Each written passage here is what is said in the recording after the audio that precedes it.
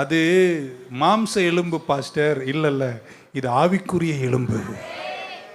எல்லா காயங்கள், எல்லா புறக்கணிப்புகள், எல்லா பாதுகாப்பின்மை, எல்லா கோபம், எல்லா வேதனைகள், எல்லா கசப்புகள், எல்லா மன வருத்தங்கள் ரட்சிப்புக்கு அடுத்த இடத்துல கர்த்தர் வைக்கிறார்.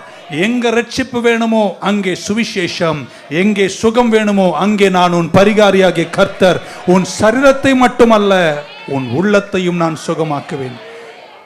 ஒன்னொன்னா இன்னைக்கு கூப்பிட்டு இன்னைக்கு ஆராதனை நடத்தி தலைமையில கை வச்சு ஜெபம் பண்ண தொடங்கிட்டோன்னு வைங்களேங்க, எல்லாம் அழுது புலம்புவீங்க. ஏன்னா நம்ம எல்லாருமே அடிபட்டிருக்கிறோம்.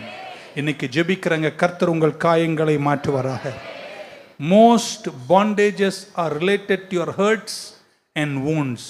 இன்னைக்கு என்னுடைய ஜெபம் என்ன தெரியுமாங்க? பரிசுத்த ஆவியானவர் ஒவ்வொரு காயங்களையும் உங்கள் நினைவுக்கு கொண்டு வந்து ஒவ்வொரு காயங்களையும் லைட்டாக அழுத்திட்டு இங்கே வலிக்குது, இங்கே வலிக்குது, இங்கே வலிக்குதுன்னு இப்படி வச்சுங்களாமே. உங்கள் எலும்பு உடஞ்சிருக்கு, அங்கே தொட்டால் உங்களுக்கு என்ன செய்துங்க?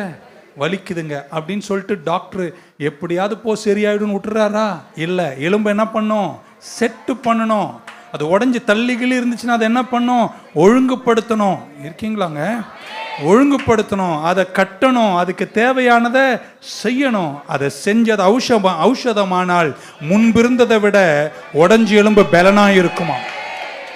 இன்னைக்கு கர்த்தர் உங்களை சுகமாக்குவாராக, கர்த்தர் உங்களை பலப்படுத்துவாராக, உங்கள் கட்டுகளை கர்த்தர் சுகமாக்குவாராக. பிசாசு காத்துட்டே இருப்பான். அந்த கட்டுகள், அதனுடைய பிரதிபலிப்புகள் நீங்கள் காண்பிக்கும் போது அவன் அது மேலே ஏறி உட்கார்ந்து உங்களையும் உங்கள் குடும்பத்தையும் அசைச்சு கெடுத்து தள்ள நினைக்கும் போது நீங்கள் சொல்லணும், இன்றைக்கு என் குடும்பம் இந்த அசைவில் இருப்பதற்கு காரணம் நான் என்றோ பட்ட காயத்தினுடைய விளைவுகள் இன்றைக்கு கட்டாக மாறி இருக்கு. கர்த்தாவை என்னை மட்டுமல்ல என் கணவரையும் பிள்ளைகளையும் ஔஷதமாக என் இதயத்தை தேற்றி எங்களை சுகமாக்குங்கன்னு கேட்குறவங்க யாராக இருந்தால் ஒரு ஆமேன்னு சொல்ல மாட்டீங்களா?